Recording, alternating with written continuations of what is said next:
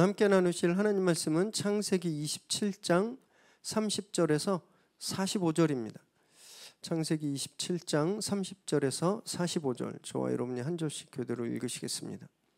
이삭이 야곱에게 축복하기를 마침에 야곱이 그의 아버지 이삭 앞에서 나가자 곧 그의 형 에서가 사냥하여 돌아온지라 그가 별미를 만들어 아버지에게로 가지고 가서 이르되 아버지여 일어나서 아들이 사냥한 고기를 잡수시고 마음껏 내게 축복하소서. 그의 아버지 이삭이 그에게 이르되 너는 누구냐? 그가 대답하되 나는 아버지의 아들 곧 아버지의 맏아들 에서로 소이다. 이삭이 심히 크게 떨며 이르되 그러면 사냥한 고기를 내게 가져온 자가 누구냐? 내가 오기 전에 내가 다 먹고 그를 위하여 축복하였은즉 그가 반드시 복을 받을 것이니라. 에서가 그의 아버지의 말을 듣고 소리질러 슬피 울며 아버지에게 이르되 내 아버지여 내게 축복하소서. 내게도 그리하소서. 이삭이 이르되 내 아우가 와서 속여 내 복을 빼앗았도다. 에서가 이르되 그의 이름을 야곱이라 함이 합당하지 아니하니까 그가 나를 속임이 이것이 두 번째니이다. 전에는 나의 장자의 명분을 빼앗고 이제는 내 복을 빼앗았나이다. 또 이르되 아버지께서 나를 위하여 빌복을 남기지 아니하셨나이까. 이삭이 에서에게 대답하여 이르되 내가 그를 너의 주로 세우고 그의 모든 형제를 내가 그에게 종으로 주었으며 곡식과 포도주를 그에게 주었으니 내 아들아 내가 내게 무엇을 할 수 있으랴. 에서가 아버지에게 이르되 내 아버지여 아버지가 빌복이 이 하나뿐이리이까 내 아버지여 내게 축복하소서. 내게도 그리하소서 하고 소리를 높여 우니 그 아버지 이삭이 그에게 대답하여 이르되 내 주소는 땅의 기름짐에서 멀고 내리는 하늘 이슬에서 멀 것이며 너는 칼을 믿고 생활하겠고 내 아우를 섬길 것이며 내가 매임을 벗을 때에는 그 멍에를 내 목에서 떨쳐 버리리라 하였더라. 그의 아버지가 야곱에게 축복한 그 축복으로 말미암아 에서가 야곱을 미워하여 심중에 이르기를 아버지를 곡할 때가 가까웠은즉 내가 내 아우 야곱을 죽이리라 하였더니 맏아들 에서의 이 말이 리브가에게 들리매 이에 사람을 보내어 작은 아들 야곱을 불러 그에게 이르되 내 형 에서가 너를 죽여 그 한을 풀려하니 내 아들아 내 말을 따라 일어나 하란으로 가서 내 오라버니 라반에게로 피신하여 내 형의 노가 풀리기까지 몇 날 동안 그와 함께 거주하라.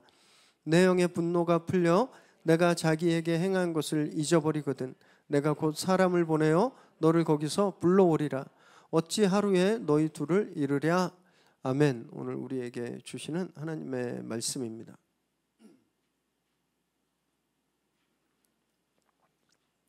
워터루 전쟁의 영웅인 웰링턴 장군이란 분이 있습니다.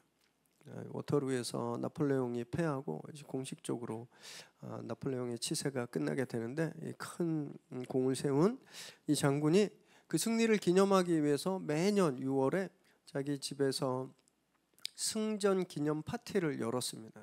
손님들을 초대해서 좋은 음식을 차려놓고 파티 도중에 이 장군이 아끼던 다이아몬드 담배를 넣어놓는 이 다이아몬드 함이 사라진 거예요. 이게 너무 귀하고 비싼 거니까 이 장군이 파티에 모인 사람들에게 양해를 구했습니다. 너무너무 죄송하지만 소지품 검사에 좀 응해 주십시오. 근데 사람들이 다 그러겠다고, 왜냐하면 자기가 의심받기 싫잖아요. 그래서 파티에 참석했던 사람들이 다 이 주머니 검사에 동의합니다. 그런데 단 한 사람, 나이가 지긋한 한 사관이 그래서 반대해요. 나는 안 하겠다고. 그리고 뛰쳐나갑니다. 사람들이 어떻게 생각했겠어요? 아, 저 사람이 범인이구나. 그래서 사람들이 저 사람을 잡아다 검사해야 되지 않겠습니까? 막 했는데 이 웰링턴 장군이 자기와 함께 전장을 누리던 그 노병을 아끼는 마음에 그 일을 그냥 묻어둡니다. 그냥 묻어둬요. 이 일이 그냥 그렇게 해프닝이 끝났어요. 사람들이 이제 웰링턴 장군의 인품을 칭찬하면서 이 해프닝이 그냥 끝났는데 이 사건이 그 다음에 터진 거예요. 다시 이 승전 기념 파티를 준비하면서 예복을 입다가 옷 속에 둔 담배함을 찾은 겁니다. 자기가 담배함을 여기다 놓고 깜빡한 거예요. 자기의 실수를 깨닫고 그 노사관을 찾아갑니다. 그래서 그때 이 담배함이 내 옷에 들어 있었는데 그때 그냥 주머니 검사에 동의했으면 의심받지도 않았을 텐데 왜 의심살 만한 행동을 했냐고 묻습니다. 그랬더니 이 노사관이 이렇게 대답합니다. 장군님, 사실 그날 저희 가족들이 굶고 있었습니다, 집에서. 그래서 제 주머니엔 파티 음식들이 들어 있었습니다. 차마 사람들 앞에서 이 음식을 꺼낼 수가 없었던 거예요. 이 말을 듣자 이 웰링턴 장군이 그를 붙들고 엉엉 웁니다. 자기 부하의 상황을 헤아리지 못했던, 가장으로서 그의 그 마음이 어땠는지. 그래서 엉엉 울고 이 노병도 장군을 붙들고 펑펑 웁니다. 이 장군의 그 미안함과 그 안타까움이 담긴 그 눈물로 인해서 이 병사도 눈물을 흘리면서 마음속에 있었던 수치심 그리고 그 섭섭함, 이런 것들이 다 녹아버린죠. 여러분, 이게 눈물의 미학입니다. 눈물은요 굉장히 중요한 기능이 있는데 우리 마음속에 응어리진 어떤 것들을 녹여서 배출하는 그런 효능이 있어요. 그것뿐만이 아니라 우리 건강에도 굉장히 좋은 기능을 합니다. 눈물을 흘리면 눈이 깨끗해진대요. 정화된대요. 또 눈물을 흘리면요 심박수가 올라가서 각성 효과와 이완 효과를 나타낸답니다. 심지어는 이 눈물을 흘리면 이 눈물 속에 카테콜아민이라고 하는 호르몬이 배출되는데 이 스트레스 유발하는 호르몬이래요. 그래서 의사들이, 특히 정신과 의사들이 눈물 참지 말라고 말하는 겁니다. 슬플 때 울어라. 그래서 제가 드라마 볼 때 그렇게 우는 거예요. 건강해지려고. 참으면 독이 된다라고 말하는 겁니다. 뭔가 이 안에서 녹아서 나와야 되는데 그게 계속 쌓이니까 독이 된다라는 거예요. 그러고 보면 우리 지금은 형제님들이 많이 바뀌었지만 옛날 어른, 저나 제 윗대 어른들은 남자들 특히 독을 되게 많이 품고 살았던 것 같아요. 왜냐하면 그때는요 남자는 3번만 울어야 된다고 막 그랬거든요. 남자가 우는 것은 수치스러운 거고 남자답지 않은 거라고 생각해서 억지로 막 눈물을 참은, 독이 얼마나 쌓였겠습니까? 그래서 참 나쁜 아빠들이 많았던 것 같아요. 아빠들 더 자주 울어야 됩니다. 형제들도 더 자주 울어야 돼요. 그래서 이 안에 디톡스를 해야 되는 거죠. 성경에도 보면요, 이 눈물은 굉장히 중요한 역할을 합니다. 예수님이 당신의 사랑하는 친구 나사로의 죽음 앞에서 우셨죠. 그리고 나사로를 살리십니다.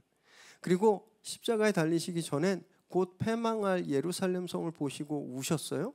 그리고 당신이 죽음과 부활로 새 예루살렘이 되셨잖아요. 구약에도 마찬가지예요. 구약에도 보면요, 하나님은 죄인을 용서하지 않으시는데 눈물로 회개하는 사람은 반드시 용서하셨습니다. 그리고 세컨 찬스를 주셨어요. 심지어는 눈물의 선지자라는 별명이 붙은 선지자도 있습니다. 누구죠? 예레미야.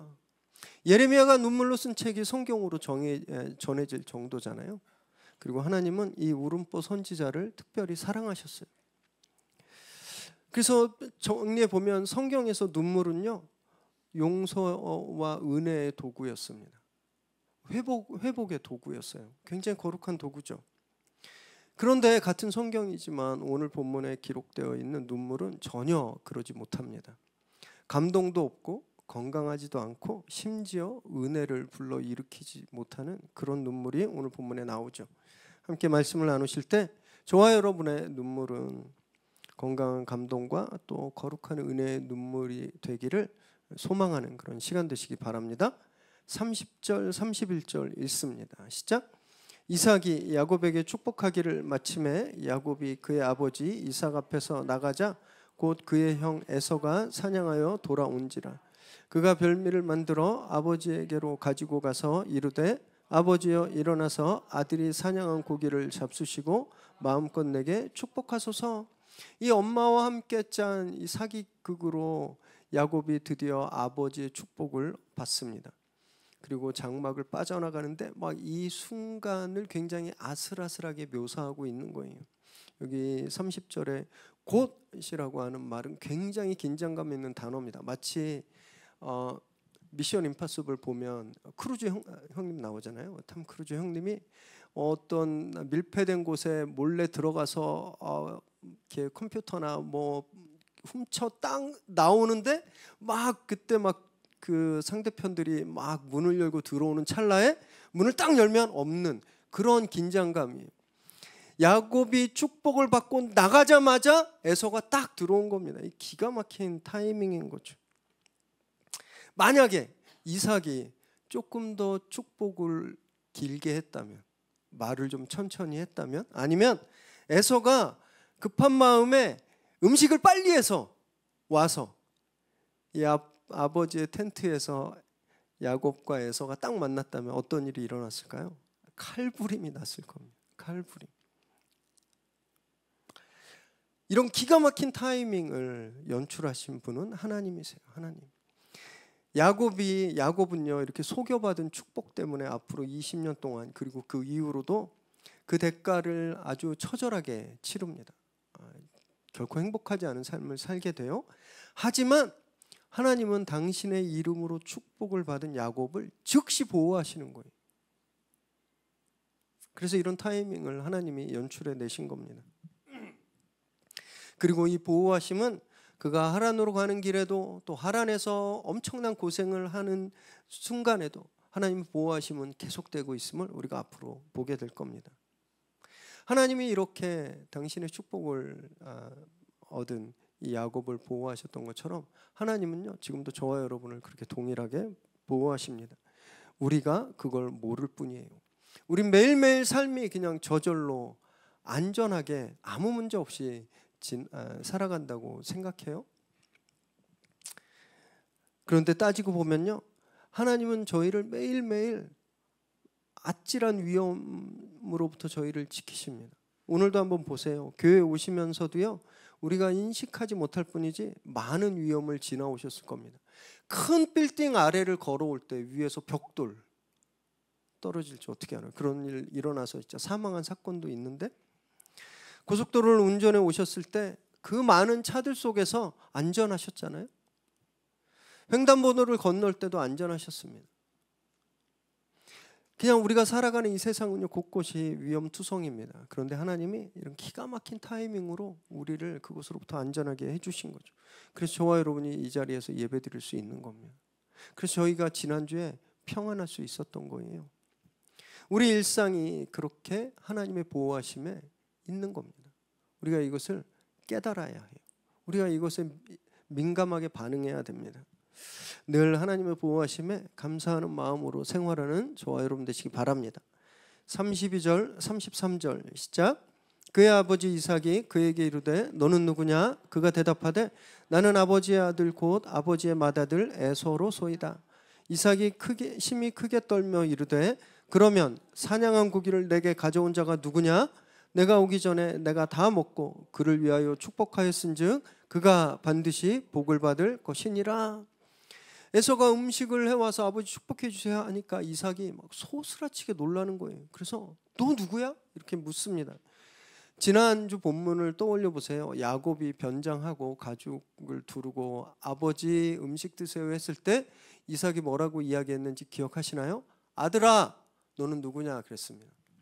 여기서 너무 놀라서 아들이란 말도 못하는 거예요. 너 누구야? 넌 어떤 놈이야? 충격을 받는 겁니다. 그리고 깨달았어요. 아까 받은 놈이 에서가 아니구나. 몸에 경련을 일으키면서 놀란 겁니다. 에서에게 다 주려고 했거든요. 축복을. 에서에게 다 몰아주려고 했는데 그 축복이 야곱에게 다 가버린 걸 안 거예요. 그리고 이 축복을 되돌릴 수 없다는 사실을 알고 절망한 겁니다. 그래서 33절 말미에 그가 반드시 복을 받을 거다라고 말하고 있는 겁니다. 이런 의심이 이런 의문이 드실 수도 있어요. 속여서 받은 건데 하나님은 목적보다 수단을 더 중요시하시고 하나님이 원하는 방법을 더 중요하게 여기시는데 속여서 받은 축복도 축복인가? 축복입니다. 왜냐하면요 이 축복이 하나님의 이름으로 도장이 꽝 찍혔기 때문에 그래요.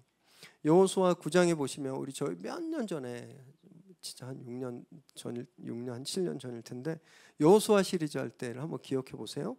여호수아가 가나안에 들어가서 여리고성을 함락하고 그리고 나서 아이성에서 한번 실패했다가 아이성을 완전히 초토화시킵니다.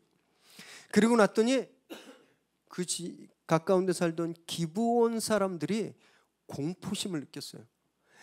와, 이러다 우리도 다 죽겠다. 그래서 이들이 묘책을 짜냅니다. 마치 오랜 시간 여행 온 것처럼 막 검댕이도 붙이고 옷도 막 해지게 하고, 그래서 그런 몰골로 여호수아 앞에 옵니다.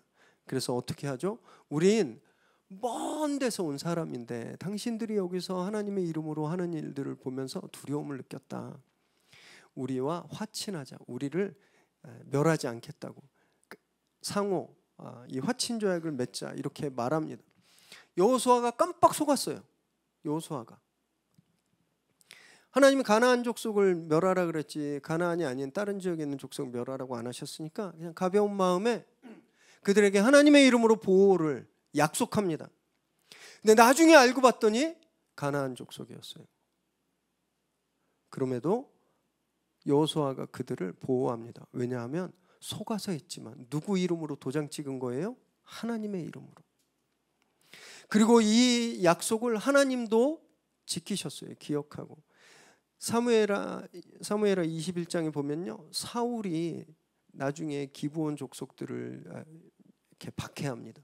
그때 하나님이 왜 내 이름으로 여호수아 때 약속한 이들을 보호하기로 약속한 이들을 네가 왜 박해하느냐? 벌을 내리세요. 당신의 이름으로 한 약속을, 그 과정이 어떻든지 간에 당신의 이름으로 꽝 도장 찍힌 약속을 하나님이 지키시는 거죠. 여러분, 그래서 저희는요, 하나님의 이름으로 한 기도, 하나님의 이름으로 한 약속 절대 가볍게 여겨서는 안 됩니다. 기도가 습관이 되다 보니까 그냥 아무 생각 없이 나올 때가 있어요. 하나님, 제가 올해는 성경 일독을 한번 성경 한 3번 읽겠습니다. 하나님, 올해는 새벽 예배 안 빠지고 나오겠습니다. 하나님, 올해는 제가 헌금 생활 잘하겠습니다. 이런 약속 연초에 많이들 하시잖아요.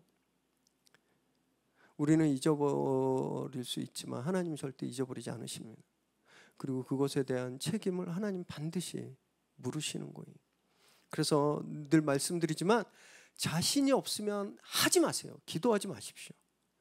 용서할 자신이 없으면 용서하겠다고 기도하지 마세요. 헌신할 준비가 안 돼 있으면 헌신하겠다고 약속하지 마십시오. 그게 더 지혜로운 거예요. 기도에 신중하시고 실천에 정말 온 정성을 다 쏟는 저와 여러분 되시기 바랍니다. 36절 시작. 에서가 이르되 그의 이름을 야곱이라 함이 합당하지 아니하니까 그가 나를 속임이 이것이 2번째니이다. 전에는 나의 장자의 명분을 빼앗고 이제는 내 복을 빼앗았나이다. 또 이르되 아버지께서 나를 위하여 빌 복을 남기지 아니하셨나이까. 에서는 더 이상 너에게 줄 축복이 없다. 이 아버지의 말을 듣고 막 소리 높여 울면서 나에게도 축복을 달라고 애원합니다. 이전에 야곱이 장자의 명분을 속여서 빼앗은 일까지 이번이 2번째인데, 그래서 야곱은 진짜 사기꾼 아니냐고. 여기 36절에 이름을 야곱이라 함, 이 야곱은 야카브입니다. 사기꾼이라는 말이거든요. 같은 어원을 가지고 있는데 진짜 야곱이 그 이름 그대로 사기꾼 아니냐고 원망하고 있어요. 좀 애처로워 보이긴 하는데 에서는요, 자기의 잘못을 하나도 생각하지 못하는 거예요. 자기가 얼마나 잘못을 했는지, 축복받을 그런 자격을 자기 발로 차버렸는지를 전혀 생각하지 못합니다. 팥죽 한 그릇에 가볍게 넘겨버릴 정도로 장자의 권리를 하찮게 여겼습니다. 그리고 가족 가문의 전통과 달리 이방 여인과 자기 마음대로 결혼했잖아요. 이런 일 자기가 잘못했다고 생각하지 않는 거예요. 오직 지금 일어나는 일은 속인 야곱과 속아서 축복한 아버지한테만 원인이 있다고 생각하고 원망의 눈물을 지금 흘리고 있는 거죠. 그래서 그의 눈물엔 감동이 없어요. 그의 눈물엔 진실도 없고요. 심지어 더 심각한 건 그의 눈물에는 하나님도 없습니다. 38절 시작. 에서가 아버지에게 이르되 내 아버지여, 아버지가 빌 복이 이 하나뿐이니까 내 아버지여 내게 축복하소서, 내게도 그리하소서 하고 소리를 높여 우니 울면서 온통 누구를 찾아요? 내 아버지. 아버지가 축복할 권리가 있고 축복의 주체라고 생각하는 거예요. 아버지. 여러분 지난주 본문을 떠올려 보세요. 야곱이 비록 신성 모독을 했지만 최소한 하나님은 알고 있었습니다. 이삭에게 들어가서 뭐라 그랬어요? 아버지의 하나님이 도와주셔서 빨리 사냥할 수 있었죠 라고 이야기했잖아요. 야곱은요 하나님의 이름을 망령 때 사용했지만 하나님에 대해서는 알고 있었습니다. 그런데 에서는 하나님에 대한 인식이 요만큼도 없는 거예요. 그래서 계속 아버지만 찾고 있는 겁니다. 에서는 여기서 이 원망의 눈물이 아니라 회개의 눈물을 흘렸어야 됐어요.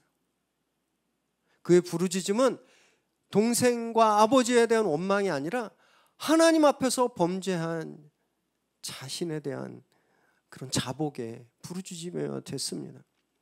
맞이의 무게를 가볍게 여긴 그 경망스러움에 대해서, 가문의 전통을 무시한 그 방종에 대해서 눈물을 흘리고 회개했어야 됩니다. 만약에 그가 여기서 그렇게 회개의 눈물을 흘렸다면 저는 틀림없이 하나님께서 그에게 세컨 찬스를 주셨다라고 저는 믿습니다. 창세기 49장에 보면요, 이렇게 속여서 복을 받은 야곱이 죽을 때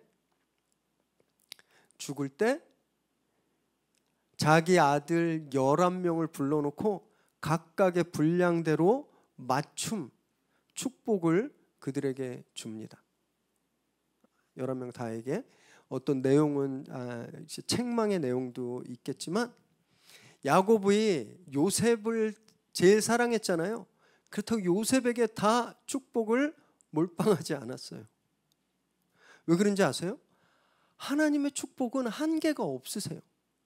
하나님은 한 명이 아니라 10명, 100명에게도 다 동일한 축복을 주시고도 남는 분이시잖아요. 이인자도 얼마든지 하나님의 축복을 누릴 수 있었습니다. 기억해 보세요. 하나님이 이스마엘을 쫓아낼 때 이삭만 축복하고 이스마엘을 저주하지 않으셨습니다. 이스마엘에게도 똑같이 민족을 세울 축복을 주셨잖아요. 그런 하나님이신 거예요. 그런데 그가 하나님 앞에 회개하지 못하고 축복을 받을 권리를 완전히 상실하니까 이삭이 계속 축복 못한다고 말하는 겁니다. 왜냐하면 하나님께서 허락하지 않으시는 거예요. 결국 그는요, 축복이라고 부를 수 없는 저주에 가까운 예언을 받게 되는데 39절 40절 읽습니다. 시작. 그 아버지 이삭이 그에게 대답하여 이르되 내 주소는 땅의 기름짐에서 멀고 내리는 하늘 이슬에서 멀 것이며 너는 칼을 믿고 생활하겠고 내 아우를 섬길 것이며 내가 매임을 벗을 때에는 그 멍에를 내 목에서 떨쳐버리리라 하였더라. 그가 살 땅은 비도 내리지 않는 척박한 땅이 될 것이다 라고 하는 거예요. 네 주소, 네가 살아갈 곳은. 그리고 칼로 산다. 전쟁과 폭력이 끊이지 않는다라는 거예요. 평안할 수 없다라는 겁니다. 그리고 동생 야곱을 섬기게 될 것이다 라는 이런 예언만 듣게 되는 거죠. 동생은 입지 말아야 될 옷을 입어서 그 인생을 가시밭길을 걷게 되었는데 형은요, 흘려야 될 눈물을 흘리지 않고 잘못된 눈물을 흘려서 척박한 삶을 살아가게 되는 거죠. 인간은 감정의 동물이기 때문에 우리도 살면서 많은 눈물을 흘립니다. 드라마보다 울기도 하고, 억울해서 울고, 화나서 울고, 슬퍼서 울고. 그런데요, 우리가 제일 먼저 그리고 반드시 흘려야 되는 눈물이 있는데 그것은 회개의 눈물입니다. 회개의 눈물. 내 죄를 자복하고 눈물을 흘리지 않으면 축복도 없습니다. 회개하지 않는 자에게 하나님은 축복해 주시지 않아요.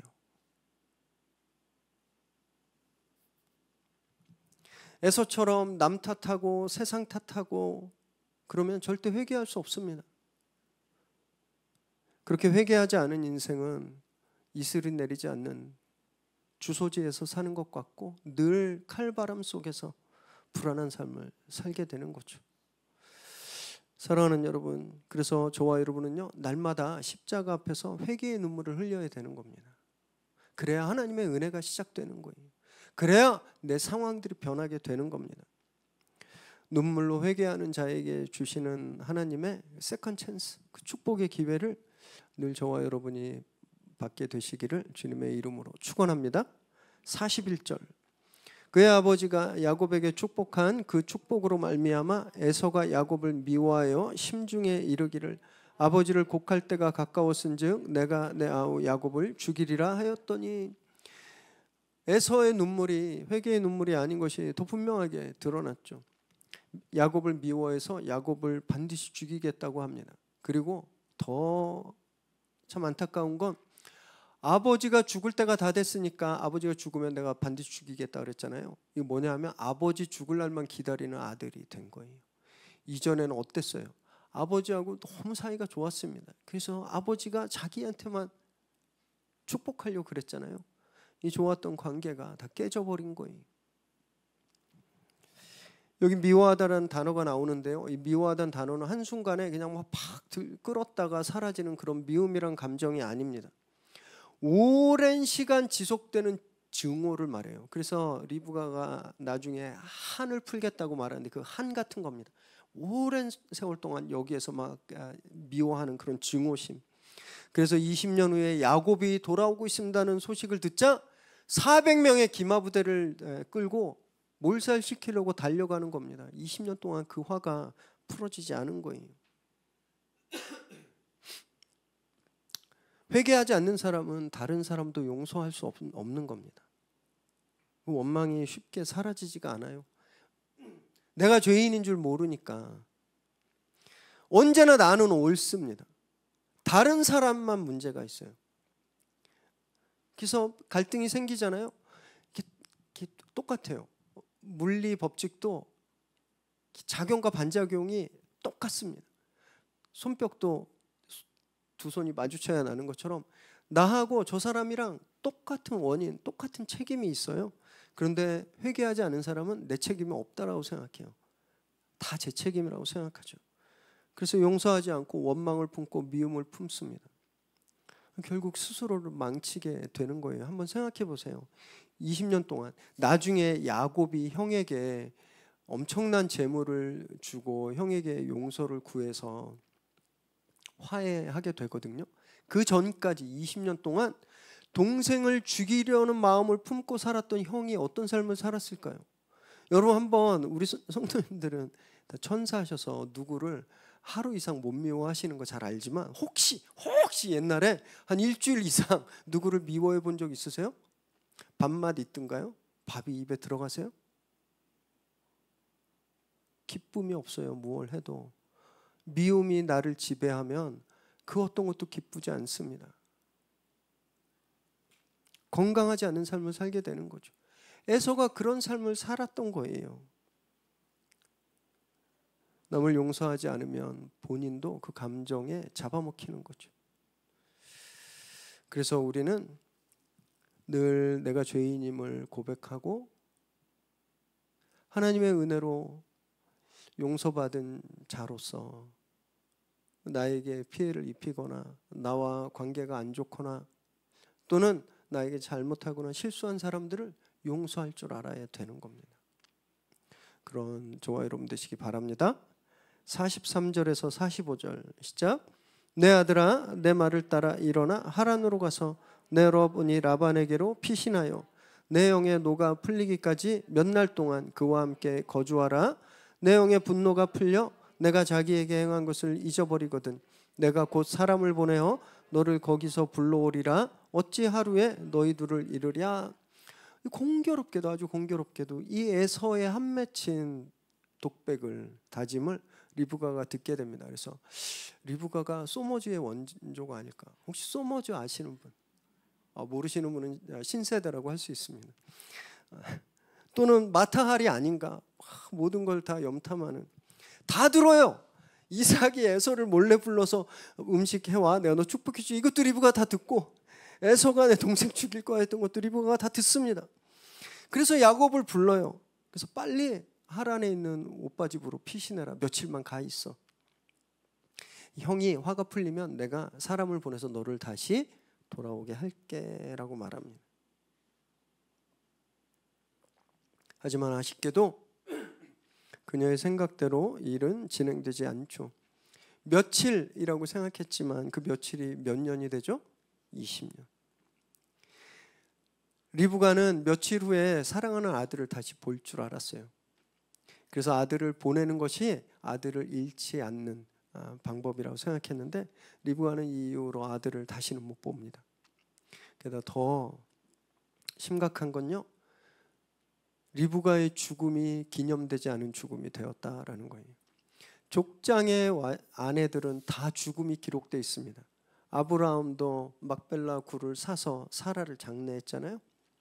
다 족장의 아내들은 어디에 죽고 어디에 묻혔다. 야곱도 나중에 라헬의 죽음이 기념되는데 리브가의 죽음은 성경에 안 나와요. 그리고 그녀의 무덤도 기념되지 않습니다. 왜 이런 결과를 얻게 되었는가? 역시 회개의 눈물을 흘리지 않았기 때문입니다. 여기서 리브가는요, 자기 아들 야곱을 피신시키려고 꼼수를 부려야 했던 게 아니라 회개의 눈물을 흘려야 됐어요. 그래서 야곱의 손을 잡고 이삭에게 가서 축복받게 하고 싶어서 당신을 속였습니다. 용서하십시오. 눈물로 용서를 구해야 했습니다. 에서를 찾아가서 내가 잘못했다. 이 애미 탓이다. 그 아들 앞에서 눈물로 용서를 구해야 했습니다.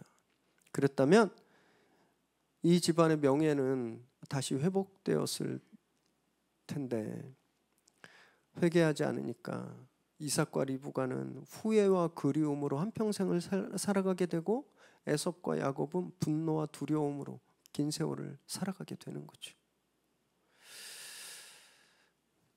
이런 우리가 오늘 이삭의 가정에서 일어났던 이 사기극을 보면서 참 인간이 어쩔 수 없는 존재구나 깨닫잖아요. 하나님의 축복이 보장되어 있는 그 약속을 가지고 있는 집안도 죄 때문에 자기가 원하는 대로 자기 소신대로 행하다가 관계가 다 깨져버리는. 그런데 놀라운 것은요, 이런 인간들의 죄에도 불구하고 하나님은 당신의 계획을 차근차근 신실하게 이루어 가신다라는 거예요. 결국 야곱이 복받게 되었잖아요. 리브가 뱃속에서 쌍둥이들이 싸울 때 하나님께서 말씀하셨어요. 동생이 형을 지배하게 될 거다라고. 진짜 결국 야곱이 지배하게 됩니다.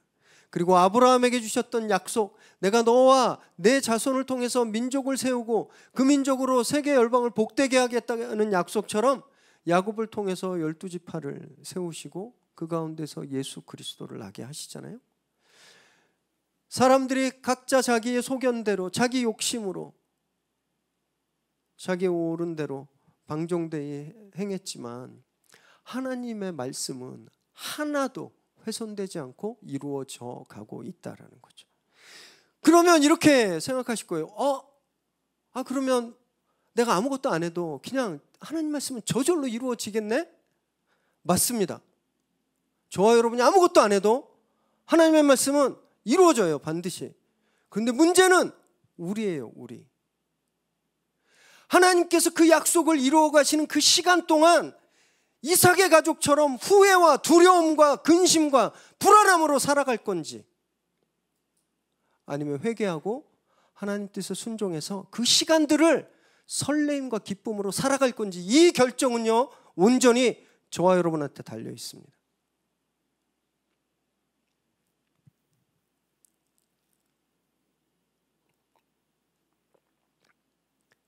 우리가 아무것도 안 해도 하나님 말씀은 이루어지지만 그 약속을 이루어 가는 과정 가운데 사는 우리는요, 천국에서 살지 지옥에서 살지 딱 둘 중에 하나밖에 아니라는 거예요. 사랑하는 여러분, 그래서 우리가 날마다 말씀 앞에 엎드려야 하는 겁니다.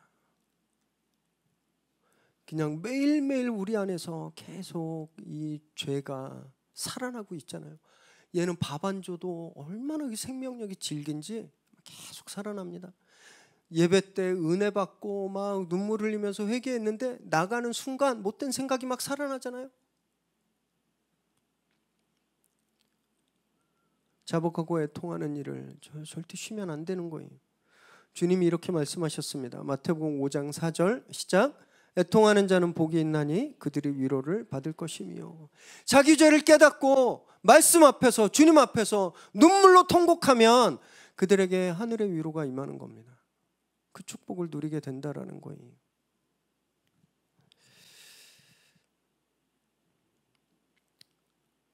자기 자신을 정당화하고 내가 다 옳아, 내가 내 삶의 주인이야, 그래서 다른 사람들을 원망하고 판단하고 비난하고